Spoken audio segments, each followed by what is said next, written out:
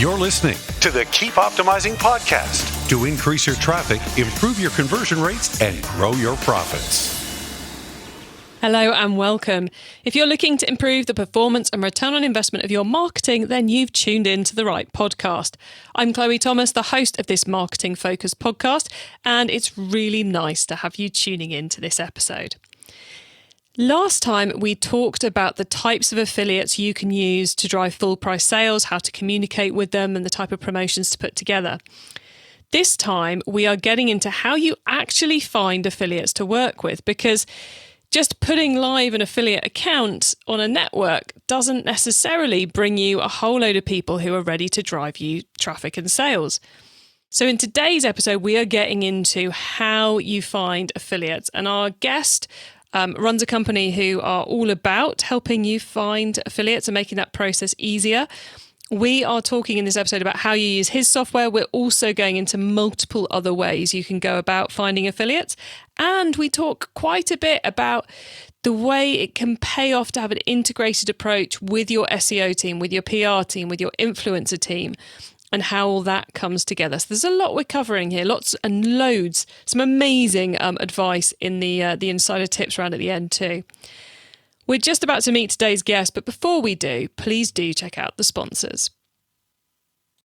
This podcast is brought to you by Klaviyo, the ultimate e-commerce marketing platform for brands of all kinds and sizes. Whether you're an entrepreneur just starting out or you're part of a marketing team at a multinational brand, Klaviyo will give you everything you need to create memorable marketing moments, building customer relationships that keep shoppers coming back time and time again. Get started with a free account today. Visit klaviyo.com/masterplan.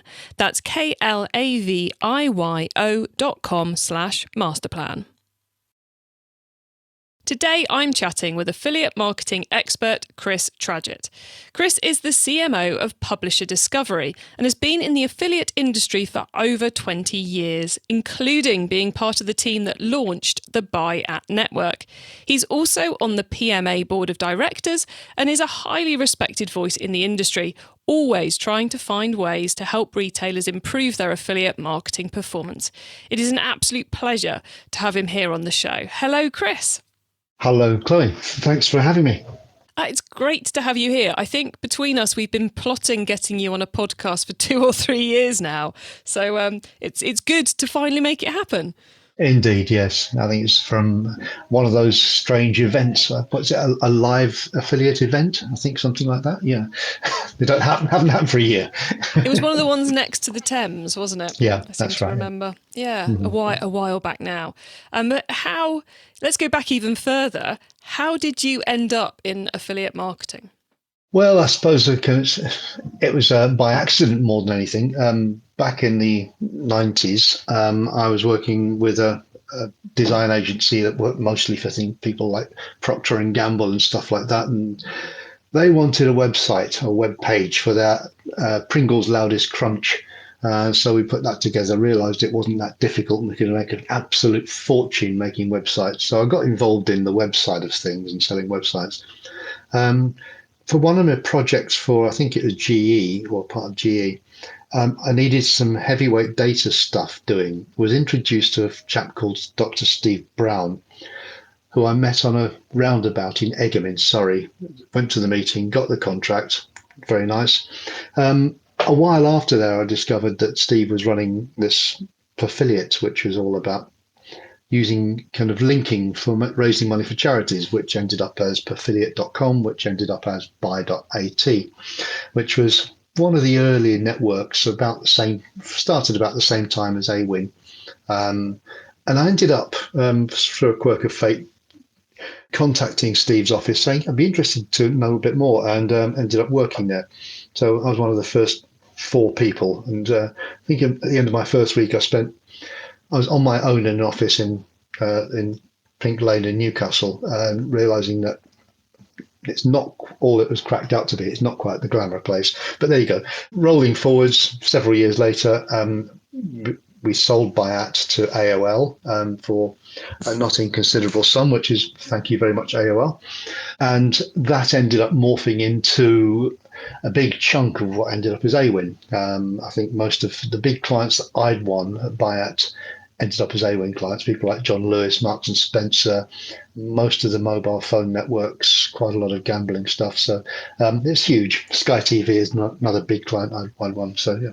After that, I spent a year and a half growing a program in the web hosting sector. So I went client side to see how hard it was. And my experience kind of looking for partners for buyout and then growing a program really taught me that actually finding affiliates is damned hard. So that's kind of where that was my kind of baptism of more fire than I'd wished for. Actually doing it at the sharp end for a client. Is that finding it so hard? You're like, actually, what the world doesn't need now is another affiliate network. What it needs is a way to find affiliates. Yeah, I suppose so. Yeah, I mean, we talked briefly after buyout, but I didn't really want to go back into the tracking side of things. It was very busy. AWIN had grown hugely. Some like DGM had gone to the wall. CJ was strong. Trade Double was strong. And there was quite a lot happening in affiliate.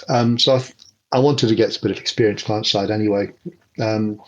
So I did that. But that's the thing which actually made me think, actually, this is tough stuff. And so I did a bit more consultancy after that. But while I was doing that at Easy Space web hosting, I got another phone call from Dr. Steve Brown, strangely enough, and ended up working for him at a company called LinkDex, which is an SEO consultants, SEO platform. And having worked there selling to SEO agencies, I realized actually with this platform we could find affiliates. So that was the first iteration of publisher discovery that as part of LinkDex, we created LinkDex Publisher Discovery, monstrously SEO based tool. You had to know which network you were indexing and you had to know which program ID number. So Tesco's on Trade Double was P equals 898 and Marks and Spencer's was 1402 on AWIN. So yeah, I'm geeky as that. I know all that stuff. So still, so you had to know that. So it was massively manual, not massively scalable. But we had some very big clients around the world, like Apple, CJ, and a few others. So you had enough there to sell it to a few people to fund the development and to prove that it worked as a way of finding affiliates. Exactly, yeah, and it was about not just looking for links, which when I'd started way back was with Buyout and then with Easy Space, it was looking for basically mining your keywords in Google and search engines, trying to find websites that ranked for it because they would have traffic for it, and therefore if they got keywords, then it's worth your while trying to piggyback them, give them a bit of money for their traffic. And but yeah, it's actually kind of working out the linkages and who's linking to whom makes it much easier. So had I been at Easy Space still and had that list from LinkDex Publisher Discovery, as it was, of all the one-on-one internet or GoDaddy affiliates, because we knew they were linking via an affiliate network, that would have made life easy. So that was the fire in the belly which made it really worthwhile pursuing hard. Yeah, because it is one of those things that it's quite hard to find affiliates simply because websites don't tend to have a flag on them that says, yes, I'm an affiliate as you go around them. So you can, and I've certainly done it and had teams that have done it, is you can spend a lot of time contacting sites, but it ends up being a handover to the SEO team or a handover to the influencer team, and it's not technically affiliates. It ends up being a lot of kind of duplicated activity. There is, and I think that's a mix of things. In part, it's a lack of understanding amongst most marketing people, CMOs and whatever. And they think affiliate is some kind of special source. In reality, it's somebody with a website. And there are, if you think of it as a long grey scale from one end, you've got Kardashian who earns squillions just for mentioning somebody's brand name, right through to the other end where they're kind of doing hardcore lead gen, using email lists of 7 million plus to try and get 0.001% response. It's a huge long grey scale. So even back in 2003, 4, the big affiliates back in those days, things like shopperuk.com and I'm trying to think of some of the other names. Greasy Palm. To actually get featured on their page, you have to pay a tenancy fee to be above the fold on the first front page for a client. So clients back then were paying basically influencer fees for volumes. So yeah, it's nothing new. And the fact that the word influence has been panned around, it makes sense in some sectors. Fashion certainly, technology certainly as well, because somebody reviewing who is influential can have a big effect on a brand. So yeah, you've got those kind of fees, fixed fees, and you've got the affiliate stuff, which is totally or almost totally performance driven. But then you've got kind of affiliate as a term is also then banded around lead generation. So you get lead gen affiliates, but then you also have these multi-level marketers who also kind of jump on the affiliate name bandwagon, and there's all sorts of crap happening, particularly in the US market and Israeli market, I would say, and Russia certainly, but everything happens in Russia.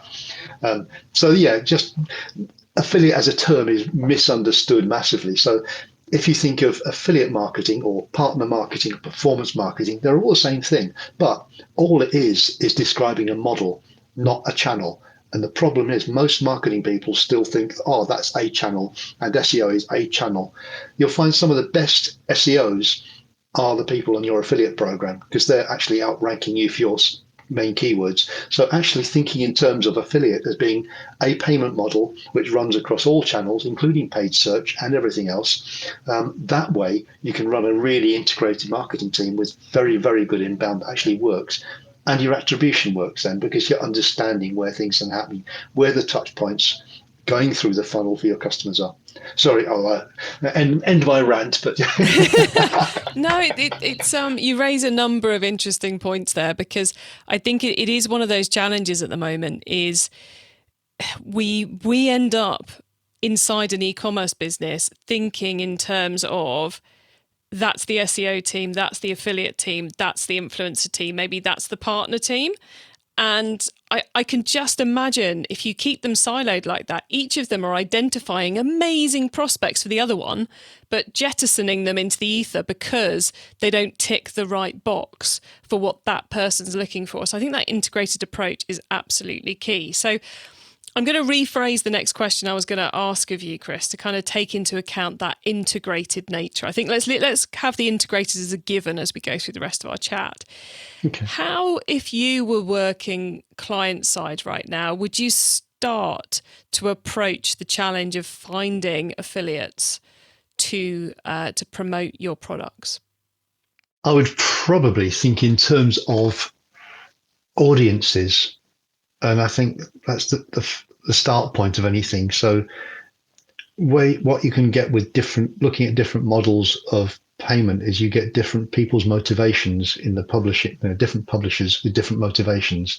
And the influencer and the review ones are about their content, whereas the guys on the lead gen are all about just the numbers, scores on the doors and making a buck. And it's about looking at the way your audiences are being communicated to. So you need to think about what messaging you're going to be putting through an influencer for your product, your widget. Or if you just want to shift a lot of widgets, I would probably separate out via a lead gen guy just to hit your monthly numbers and let him slam his millions of email addresses and get the 1% response or less. So actually think about that. Think about the audiences that are overlapping as well. So if you're looking for people if you've got a set of keywords that are important, and say with web hosting, you've got things like start a new website, which is more aimed at the kind of the blogger, new e-commerce business. But then you've also got the experts such as talking about cPanel and kind of secure socket layers and all those kinds of things. So they're two totally different audiences, both of whom can buy your product. And actually think about looking at those audiences and how you deal with them. It's all about messaging. So first off, we should work out, are we going after the voucher code affiliates? Are we going about content affiliates? Are we going about the big volume affiliates like the email guys? And then once we've worked out which one we want and the message we're going to put to them, Do we start with using the affiliate network, the software we're using to run the program? Is that a good place to start when we're hunting down affiliates? Yeah, so if you've got your program set up, most networks nowadays have an internal recruitment system. So ShareASale does, AWIN does, CJ, and quite a lot of others. So it's very simple to search for somebody that suits you. On Link Connector, for instance, we have and Affiliate Future, they use some of our tools, in fact, for their internal recruiting. But most of them have something similar where you can look for the affiliates on the network that match your brand and what you're doing, and you can just reach out to them because they're already promoting one of your competitors potentially, or they have the same kind of audience. So it's very, very simple. Gosh, it's probably been 6 years at least since I last ran an affiliate campaign. So back then, we would quite often post a client's details on an affiliate board so people could find us theoretically and come and join us, or we'd kind of post announcements on the network. Has it now gone more to a kind of a cold reach out process rather than a "we're here, come and join us" kind of side of things? There's less of there's no A for you as was, or there was also the US one as well, which I haven't been on for so long, I've forgotten the name of it. But there were online forums, and so the A4U forum was big in the UK and back in 10 years plus ago.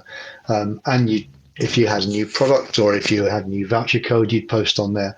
Nowadays, probably I would do something like I would post them in one of the LinkedIn groups or the Facebook group, such as Affiliate Cockpit, which means that you can share information about your program, etc. There's also odd things. There's a Slack channel for UK affiliates as well, and there's also now kind of things on all sorts of Clubhouse, for instance. There's affiliate events as well going on, so you can join affiliate events in Clubhouse. So it's far more fragmented. But I think probably if you're announcing, one of the things I encourage affiliate managers to do is to set up a specific Twitter handle for their brand, not as the brand. So if I was Easy Space, I would not do Easy Space as it were. I wouldn't post as them. I'd have Easy Space _AFS or something like that. So you set up your affiliate one, and all the affiliates you're wanting to reach out to, I would then follow them, because they'll get a notification that you're following them and are interested in what they're doing.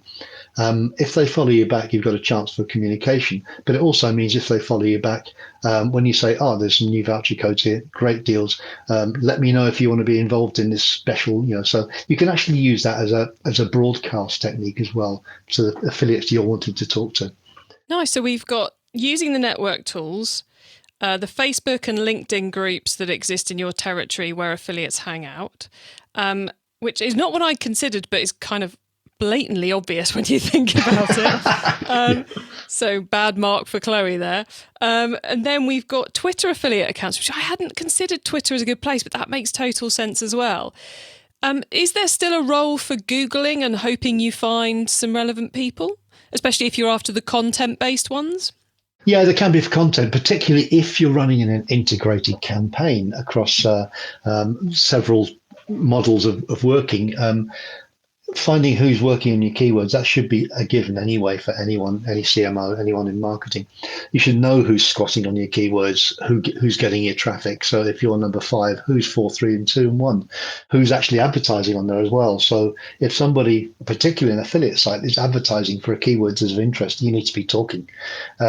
Because they will obviously be having traffic there. They're sending it somewhere, and if it's not to you, you need to find out why. So yeah, that's important.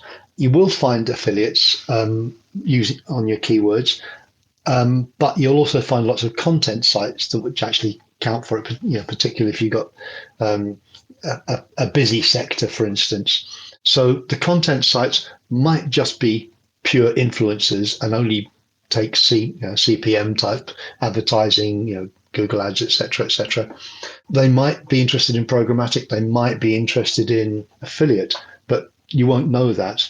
I think what we offer in our tool, a quick plug, is that all the ones you find in us are affiliates. They know what the affiliate model is. And one thing I found doing the googly bit was for Easy Space was if 70% of the people didn't know what affiliate marketing was, or if they did, they thought it was something about multi-level marketing or porn or whatever it might be, because they didn't understand it 10 years ago.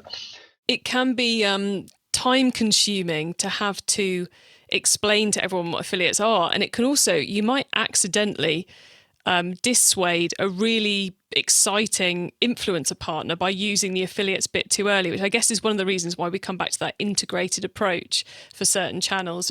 But I wanted to come on to what Publisher Discovery actually does, because if we want to accelerate and fast track our success and speed up our efficiency by only looking at lists of affiliates who we could reach out to, then we have to go and find a tool like yourselves, don't we? Yeah, there's not many, and there's 2 or 3 bits and pieces. And some people entering the market I see with launching soon, which is quite good from our perspective. It proves that we've actually hit the right time. So we've come into the market very early, 6-7 years ago originally, and have a very developed tool and platform. And you're right, it's finding the affiliates. What we do is make it so much easier, basically. That's what it's about. All the heavy lifting is done. There's no more entering the right code to get the John Lewis information up. So you've basically created a big pool of affiliate information. So we can kind of do we use you as a search engine that only looks at affiliates? Would that be fair? Yeah, I mean, any of your listeners are more than happy if they come on and get themselves 7-day free trial, and they can actually kick the tires for themselves and try how it works. Basically, what you can come on is you can come into the system, put your vertical in fashion, or there's 80 of them, so you can take your pick, pet food or software or something. We'll then show the first 10,000 from affiliates that we find within your vertical. That will be global. Out of a pool of about 3.5 million affiliates currently, we see on those sites, we see about 2.7 billion links going to just over 500,000 advertisers. So we'll find somebody that's useful for you. And you can then filter by country. So country filter is fraught with issues. So you'll find things that don't look obviously like the Polish site on a PL in Polish language, but all its advertisers are affiliate window and affiliate future. It's because it's talking to Polish people here. So don't discount the stuff you're looking at. So yeah, you can find those. You can filter that down, saying, okay, I only want people with reasonable traffic and good relevance. And you can filter from 10,000 down to, a couple of thousand, which keeps you busy for a couple of mornings at least, if not a couple of weeks. You'll see contacts. You'll see which affiliate networks they're working with, if that's useful. And we'll also show you what other sites that are connected to that particular affiliate. So you get a bit of visibility there, and what their Twitter is, what their Instagram, Facebook, LinkedIn, etc. So we try and make it simple to find out all there is to find out in one little panel on our platform. That way you can reach out when you do reach out with an email, say, please join our program. You can say, I love your Instagram post about blah, blah, and liking your Facebook feed on this particular subject at the moment. It shows you're interested, and affiliates are people. So, people like people that are interested in them. It's the old dating thing, isn't it? If you show you're interested, it is, exactly. It's about a partnership, a relationship, and affiliate marketing is still people and relationships. And that's what you must have front of mind when you're doing this game. Yeah, and the best, I guess, in inverted commas, the highest margin affiliates, the ones which are going to bring you often the most core customers, are the ones you have to build a relationship with, because they are the more influencer type, the more content based, the more review based affiliates. And it takes work to join them. And if you can imagine sending them an email that says, as Chris was just saying, says, I love your Instagram post on this, I liked your article on that, and I see we're both on the same affiliate network. So much easier than you sending them something saying, would you be interested in working with us for influencers, SEO, affiliate, or something else? You're so much further down the line of building that relationship. I think it's It's a really fascinating tool and well worth a look for anyone out there who's looking to grow their affiliate network. Chris, a question I think we have to ask here is, if you are, you're doing your searches via whichever of the many methods we've been talking about, and you found someone who is just the most obvious affiliate link to you, and they've clearly got loads of traffic they could be sending in your direction, but they only work with AWIN and you're on CJ. Mm-hmm.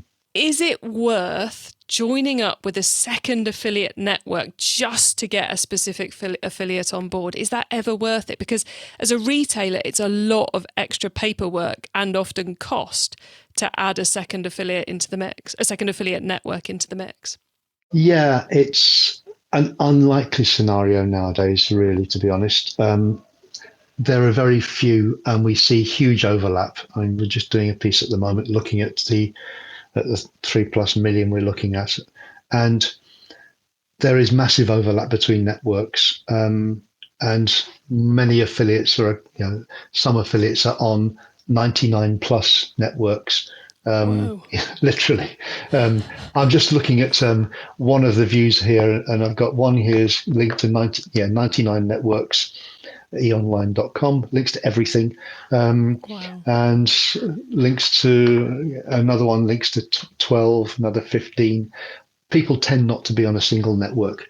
If that does come up, though, then I would say that, yeah, it can be possible. If you were doing that, I would probably go for the AWIN Access, the entry-level version. So at least you're on the same network. You don't need all the bells and whistles if it's just for one affiliate. But most affiliates will happily put that, because they can aggregate it in something like Affluent. They can just plug in all of their affiliate relationships and see all in one dashboard. So it's not too much of an issue. The only thing you need to make sure you're aware of is that you're dealing with attribution of each sale correctly. So you're not doing double counting, those kinds of things. So yeah, but that's down to networks to play with. Yeah, that's definitely one of the biggest headaches even of running multiple affiliate networks. See, all this talk has frazzled my brain already. Well, look, Chris, I think now we've gone into a lot of different ways that people can go about attracting those affiliates and finding them. I think we're going to pause for a reminder of our sponsors, and then we're going to talk about the whole world of affiliate marketing. Success in 2021 means building stronger relationships with your customers. Last year saw a lot of consumers switching to buy online, leading to surges in new customer acquisition. So how are you planning on turning your new first-time buyers into profitable repeat customers? Well, that's what Klaviyo is for. Klaviyo helps businesses create memorable marketing moments through email, SMS, and personalised website experiences. And that is what creates repeat purchases. That's why Klaviyo, the ultimate e-commerce marketing platform, is used by over 50,000 e-commerce brands around the world. Get started with your free account today. Visit klaviyo.com/masterplan. That's klaviyo.com/masterplan. Okay, Chris, so far we've gone deep into finding affiliates. Now you get to wow us with your insider knowledge about the whole of affiliate marketing. So for the following questions, your answers can be anything to do with affiliate marketing, which of course does include finding affiliates. So Chris, are you ready for these? Go for it. Okay, let's start with affiliate marketing newbie advice. If we've inspired someone to take their very first step with affiliate marketing, what do they need to know to give themselves the best chance of success? I think the main thing is, remember, they're people. You're entering into a relationship, and this isn't something you can turn on and switch off, as Marriott's probably found over the past 6 months when they closed their program. It's going to be a hard way back from zero back upwards once hotels are back open. So yeah, they're people. People have drives and things happening. So yeah, deal with people like that. I think that's the key thing. Understand what they're about. Read their blog. Read their Twitter before you actually make the reach out, and then you'll have something you can talk about and actually kind of engage with. I love the fact that every single one of our guests has, either in this question or at another point, majored in on the fact that affiliates are humans. This is a form of partnership marketing, because it makes it quite unusual in the numbers-based e-commerce marketing method game. You know, normally we're talking Google ads or Facebook ads, but no, you have to be able to connect with humans to make this work. So I love your answer there. Okay, Chris. Now, once we've started, of course, you've got to keep optimizing. So what's your favourite way to improve affiliate marketing performance? Two things I would say. Firstly, if you're finding 2, 3, 4 types of affiliate that are doing good stuff, they're great for your brand, and your brand manager loves what you're doing with them. They're also great for sales. I would kind of find that sweet spot and iterate upon that. Keep optimizing those. Look for similar publishers, and not necessarily in exactly the same silo. So if you're in pet foods, for instance, doing pedigree chum or whatever it might be, you might find 3 or 4 chum affiliates who love dog food, but you might also find somebody who writes really knowledgeably about dog leads, or I don't know, places to walk your dog. So think about the same kinds of things there, but then don't ignore underrepresented sectors in your affiliate mix. So you will need a time where you want to use coupon codes to hit your numbers by the end of the month. So build a relationship with a couple of coupon guys you can trust, not to just spank it. Find a sweet spot and just work with it. I love that idea about having a voucher code network in your back pocket, because you know, every e-commerce marketer should have something in their back pocket ready to pull out when you need to. And we always called them sleeveys when I was working in advertising in an agency. So you'd have one up your sleeve that someone says, well, if you're short, you've sold an advert each week or each month, and say, well, we're a bit full this month. So I'll stick it in your sleeve for next month. So you'd always have a sleevey you can top your numbers up with. I'm totally nicking that. I'm gonna now make a list of sleeveys. Okay, and I think at the top of that list should be a voucher code site. Right. If someone listening wants to learn more about affiliate marketing, is there one cheap or free resource you would recommend? Stacks of free resources, I would say. Well, there's plenty of stuff. It's stacks of podcasts. I've just done a post, in fact, about podcasts, which includes yours on our blog articles. There's quite a few podcasts which are really handy for when you're out for your daily walk or run or whatever it might be. So have a look at our webpage on that one. I would also make sure you read up to, there's a few blogs. There's Jeb Commerce. Jamie runs a fantastic blog there. AM Navigator from Gino Prusakov, who's one of the nicest chaps in affiliate, also probably one of the most active blokes, who also runs, I think, lynda.com training sessions as well. So have a look at those if your budget allows for it. I would say also have a look at the blog post from Acceleration Partners, which is huge and global. It's very active in Southeast Asia at the moment. So if you're in the Australian market, there's a cracker for you, and some very active people out there. So much so that the girl who's running it out there is also involved in the, same as Silverbeam, is also involved in the Australian affiliate channel on Facebook. So yeah, check out that stuff, but also join your Facebook and LinkedIn channels and just listen to what other people are doing. I love that. That's an excellent list, and we will add links to all of that in the show notes for everyone listening. And I have to say, I think the podcast list you guys have put together is particularly fine, because I often find it hard to find decent affiliate content on Apple Podcasts and that, because somehow you get the stuff that's for retailers and the stuff that's for affiliates and the stuff that's completely irrelevant. So it's really nice to have that list. So get rich thanks quick for in 15 minutes, that type of thing. Yes. Which most of it's about. You get a lot of things you don't actually want to listen to. So the hard work's been done for you all with that list. And remember, when you're asking questions on these forums and things, the stupidest question is the one you didn't ask. So nobody minds a newbie asking questions. Very true. Okay, Chris, it's crystal ball time. What's coming up in the next 6 to 12 months that we should be getting ready for in affiliate marketing? Wow. For the past 10 years at affiliate conferences, next year was going to be the year of mobile, but that's actually happened now. Um, um, and also next year was going to be the year of attribution, and that's close. So I think actually, in reality, with so much more maturing of the technologies around tracking, attribution is becoming something that is more doable. I think it's an attrition model that years ago people said, "Oh, I can deal with attribution," but that's only when Google takes a percentage of its cut rather than taking the entire amount for the PPC. But yeah, attribution across affiliates is important, and the guys at the top of the funnel who are kind of giving you the fantastic content, they need a chunk of it as well. So most networks, AWIN certainly have, Link Connector have, CJ have, an ability to give attribution of a sale to across that funnel. Have a read of the network blogs and they'll tell you exactly how they're doing it. And it really is fascinating. I would also say this past 12 months has been the year of lots of SMEs joining into and starting up in affiliate.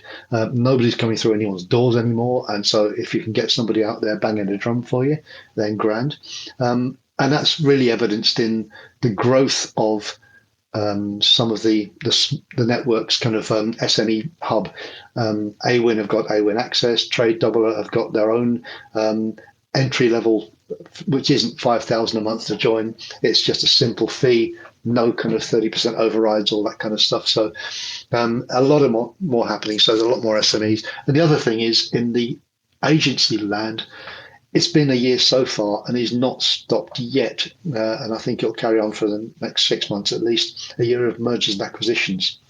Agencies have bought agencies, and yeah, it's all going to grow and grow there. So exciting time. Excellent. Lots for us to look out for there. So that's good. Chris, we are very nearly at the end of the show. So could you please let listeners know where they can find you and Publisher Discovery on the web and social media, please? Yeah, social media, we're everywhere. LinkedIn, Instagram, which I'm not very good at, so my apologies for that. Facebook and Twitter, we have active channels on all of those. Websites, publisherdiscovery.com. I've got about 5-6 different versions of that, so you'll always find us.